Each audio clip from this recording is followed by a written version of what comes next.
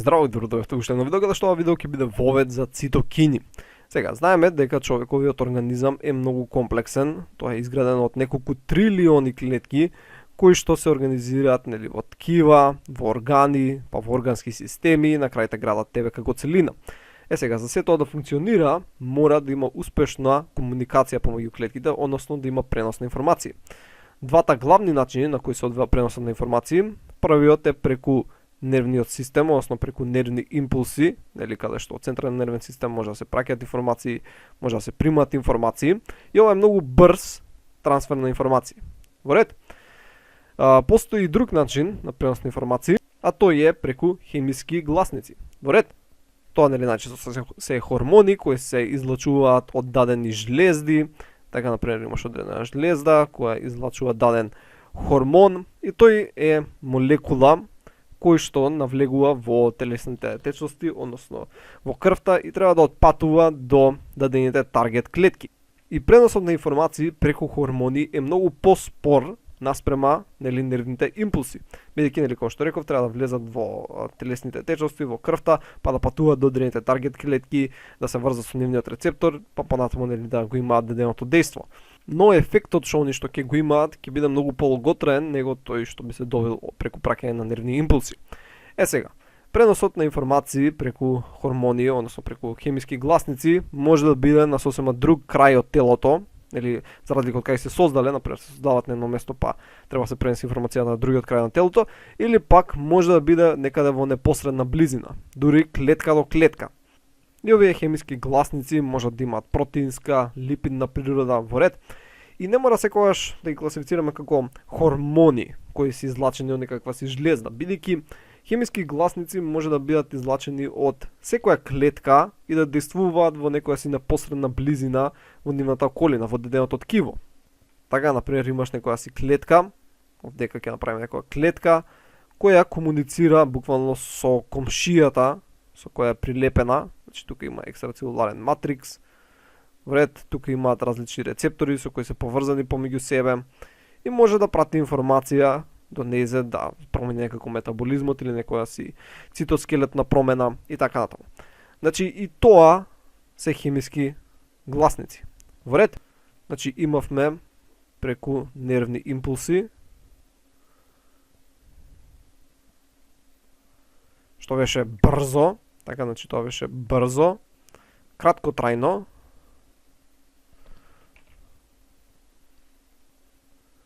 треба да одвоено, и можеше да биде нели преку хемиски гласници, односно тоа најчесто нели се хормони кои се создадени од, ајде вака ќе пишеме хормони кои се создадени од нели жлезди, така, хормони од жлезди, и преносот на информации преку хормони е спор, така, но е долготраен. Во ред, сега, хемиските гласници со кои комуницираат имуните клетки, односно клетките на имуниот систем, се нарекуваат цитокини. Да речеме дека овдека имаме една клетка од имун систем, така некој си лимфоцит, тука имам друга некоја си, и хемиските субстанции, односно хемиските гласници со кои тие комуницираат помеѓу себе, се наречени цитокини. Најголем дел од цитокините, така, со кои комуницираат, се растворени, така, значи некои молекули што се излачуваат во околната средина, но некогаш може некои да бидат мембрански врзани, например овие вака со некоја си посветла боја што ги бележа.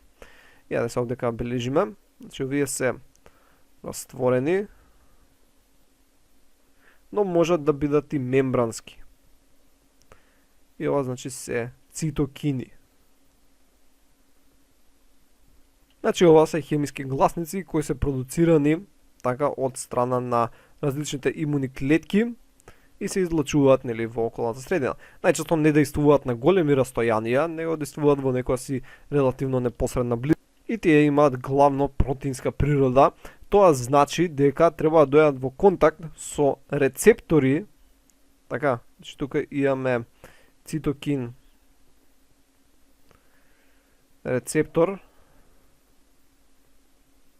со цел да може да се пренесе информацијата, бидејќи ако има липидна структура во тој случај, цитокините едноставно би навлегле внатре. Значи имаат главно протеинска структура и действуваат преку интеракција со цитокински рецептори и најчесто предизвикуваат некакво се движење на клетки. Едноставно и од самото име ни кажува цито, клетка, кини е како движење, кинеза, да се движи. Така, значи, тоа е релативно една од главните функции на цитокините, да предизвика некакво се движење на различни клетки од имуниот систем. Бидејќи клетки на имуниот систем не се како клетки на мускулите, тие не се стационарни дека стојат само тука. Така, значи сите се подвижни низ телесните течности. Сега има повеќе функции и наброиме овдека, значи функција на цитокини. И тоа главно ќе бидат функции каде што ќе се предизвика експресија на некакви си адхезиони молекули на клетката која ќе биде рецептор за цитокините. Значи, зголемена експресија на различни адхезиони молекули. Значи, вака тука ќе бележиме една клетка. Значи, ќе се предизвика синтеза на различни адхезиони молекули, ќе бележиме една виолетова адхезиона молекула, една сина адхезиона молекула. Исто така ќе се зголеми или пак ќе се модифицира, не мора да значи дека ќе се зголеми. Ја ќе запишам ко зголеми, бидејќи најчесто е тоа, на хемокински рецептори. Така, значи на хемокински рецептори, тоа се рецептори за одреден вид на цитокини, субпопулација на цитокини, кои се нарекуваат хемокини. Друго што имаме, ќе индуцира промена на цитоскелетот. Така, значи цитоскелетна промена.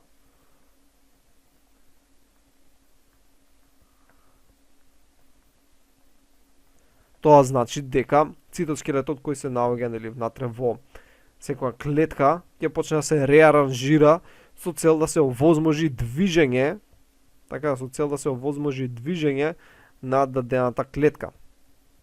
Океј, значи тоа овозможува цитоскелетна промена или пак може да зголеми или пак модифицира експресија на дадени ензими, така, на некои ензими, со цел да се модифицираат или да се изменат некакви си метаболички патишта, метаболизмот на дадената рецепторна клетка. Например, сакаме да продуцира повеќе од некој си ензим, ќе се зголеми експресијата на тој ензим и едноставно ќе навлезе во некој си друг метаболички пат и ќе се смени метаболизмот на дадената клетка. Значи, овие се главните функции за кои се заложени цитокините, но исто така можат да регулираат кога клетката, односно колку клетката да живее и кога да умре. Така, значи исто така може да регулираат живот или пак смрт на клетката, нели, која ќе биде рецептор за овие цитокини. Првично, кога ги истражувале цитокините, така како што ги откривале, почнале да им даваат имиња. Но тие имиња не следеле некој шаблон на правила, така што отстапуваат од некаква си рационална класификација. Такви се, например, тумор некротичен фактор алфа, тумор некротичен фактор бета, интерферон, така, значи интерфероните, кои што всушност и они се цитокини. Така, значи ова се исто така цитокини. Само што има некакви си такви имиња. Понатаму почнало да се прави некоја си рационална класификација и почнале да им даваат имиња, едно име кое што само го менувале бројот, односно името интерлеукини.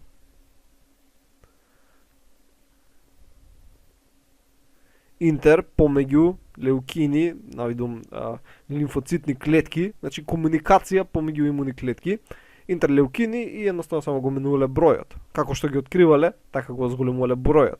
Значи интерлеукин кец, интерлеукин 2 и така натаму. Во ред.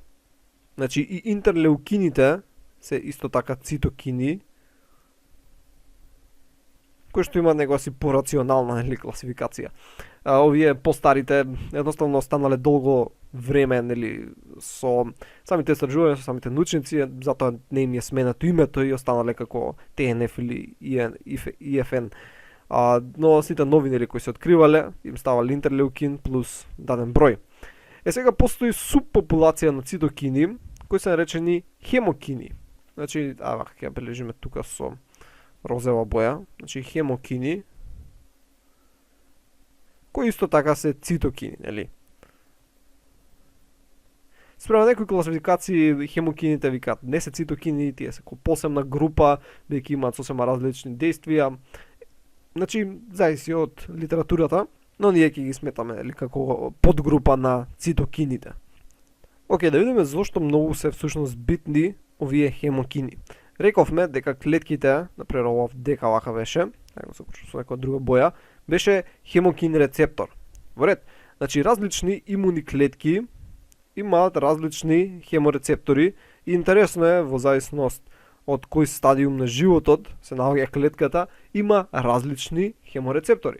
Но тоа не е сега толку битно, значи имаме тука некакви си хеморецептори. Така, значи ова се хеморецептори. И сега да видиме како тие хеморецептори ќе помогнат на оваа имуна клетка да најде каде е инфекцијата. Да речеме дека тука некаде има инфекција. Ред, значи овие што ги бележам се бактерии, така, и овие бактерии создаваат антигени. Има тука најмногу антигени, така кај што се бактериите, и како што идеме подалеку од бактериите, има помалце и помалце антигени. Во ред, сега, да речеме дека некоја имуна клетка се наоѓала близу до овие антигени и ги приметила. Во ред. И сега она ќе почне да се движи кон инфекцијата. И како што се движи, по патот кај што се движи, остава траги од хемокини. Во ред. Значи, навидум као трошки. Така како што оди натаму, остава трошки позади себе, така што тие трошки сега ќе бидат тука вака во околната средина и да речеме тука дека имаме некоја си друга имуна клетка која може би го поминала овој тука вака пат. И како што поминала, она оставила траги позади себе, така ги оставила овие навидом трошки, кои што нели се најконцентрирани каде што е битката, а како што идеш подалеку од битката стануваат се со помала и помала концентрација. Во ред? Сега, оваа клетка, која што не знае кај е битката, ќе прикачи овој така хемокин и она ќе го следи концентрацијскиот градиент. Она ќе се движи кон места каде што има повеќе хемокини. Така, и ќе се движи така, кон места каде што има повеќе хемокини и на крај ќе стигне до местото на битката. И како што се движи, она исто така ќе ослободува хемокини позади нејзе. Така, за да може некоја си друга имуна клетка сега исто така да го најде патот. Сега како и други хемиски гласници, цитокините можат да бидат подкласифицирани врз база на тоа колку е далеку таргет клетката од клетката која го синтетизирала цитокинот. Во ред. Така што можеме да ги поделиме на клетки кои имаат ендокрина активност, односно кога цитокинот нели се праќа преку циркулација до некоја си далечна клетка на друг дел од телото со цел нели да ја повика на одредено место у наводници или пак да го смени метаболизмот на таргет клетката. Имаме паракрино дејствување каде што цитокините влијаат на клетките кои се во околната средина, така како соседни клетки. И имаме автокрина активност каде што цитокините влијаат повторно на клетка која ги создава. Така, значи си влијаат сами на себе. И тоа е многу интересно, бидејќи е налик ко не можам да си кажам на себе си дека треба да отидам некаде, него ќе си ко напишам на ливче ќе си го прочитам сами од себе си за да си кажам нешто да направам. Малце е налик смешно, но работи на тој принцип. Во ред, тоа беше главно се за овој видео, се намекнучивте што ново, ова беше значи вовед за цитокини и ќе се видиме во наредното видео. Довидување.